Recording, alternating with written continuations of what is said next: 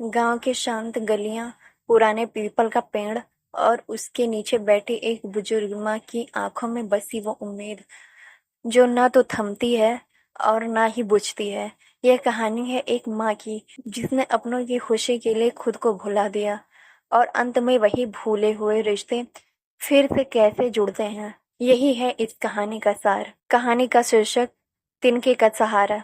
आइए सुनते हैं पूरी कहानी। गांव के एक कोने में एक पुराना सा कच्चा सा घर था जिसमें माँ शारदा अपने अकेलेपन के साथ जी रही थी। उम्र के 70वें पड़ाव पर खड़ी शारदा देवी के 3 बेटे थे, रवि, दीपक और संजय।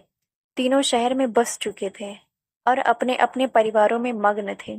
शारदा देवी के लिए उनके बेटे कभी उनकी दुनिया हुआ करते थे। उन्होंने पति की मृत्यु के बाद खेत बेचकर बेटों की पढ़ाई करवाई, शादी करवाई और शहर बसने में मदद की। लेकिन अब जब उन्हें जरूरत थी तो सबने अपने अपने बहानों में माँ को समझदारी से टाल दिया। हर महीने की पहली तारीख को शारदा देवी बैंक जाती, जहाँ पेंशन की थोड़ी सी राशि आती थी। वही उनके जीवन का सहारा बन गई थी। वह अक्सर छत पर बैठकर तारों को देखती और मन ही मन बेटों से बात करती थी। रवि, तेरे हाथ की बनी खीर याद है? दीपक, जब तू बुखार में मेरे गले लगकर रोता था। संजू, तुझे तो मैं अब भी सबसे छोटा मान, पर अब न कोई चिट्ठी आती थी न कोई फोन। त्योहारों पर भी कोई नहीं आता। माँ की आंखें हर बार दरवाजे की ओर उठती, पर सन्नाटा ही लौटता। गांव में एक शिक्षिका थी, नेहा। उसने शारदा माँ को अकेले देखा तो रोज स्कूल से आते समय उनके घर जाकर बैठती। माँ उसके लिए गुड़ की रोटी बनाती और नेहा उनकी आंखों में प्यार पढ़ लेती। नेहा कभी माँ के पैर दबाती, कभी उनकी दवाइयों का ध्यान रखती। एक दिन शारदा देवी ने कहा, बेटा तू इतना क्यों करती है मेरे लिए? नेहा मुस्कुराई, क्योंकि माँ सिर्फ जन्म से नहीं होती, प्यार से भी होती है। दिवाली आई। शारदा देवी ने फिर से उम्मीद की, शायद इस बार कोई आएगा। उन्होंने अपने हाथों से लड्डू बनाए, आंगन में रंगोली सजाई और पुराने ट्रंक से बेटों के लिए गिफ्ट निकाले। पर शाम होते होते फिर वही चुप्पी। पटाखों की आवाज के बीच माँ के दिल की आवाज दब गई।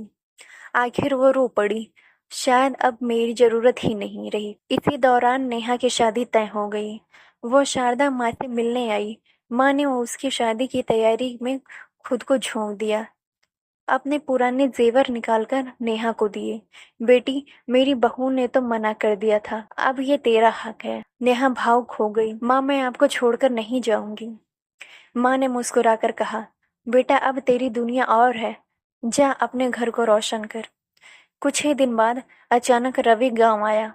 माँ को देखकर थोड़ा झिझका और कहा, माँ, नेहा ने फोन किया था और बहुत डांटा भी। माँ चुप रही, फिर धीरे से कहा, कैसे हो बेटा?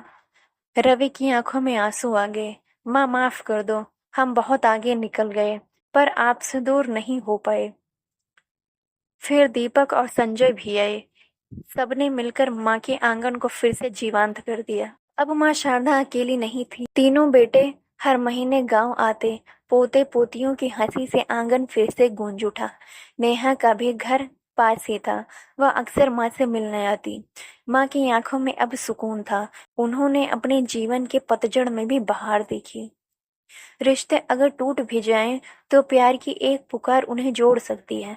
माँ की ममता तिनका नहीं, एक दीपक है जो हर अंधेरे को रोशन कर देता है।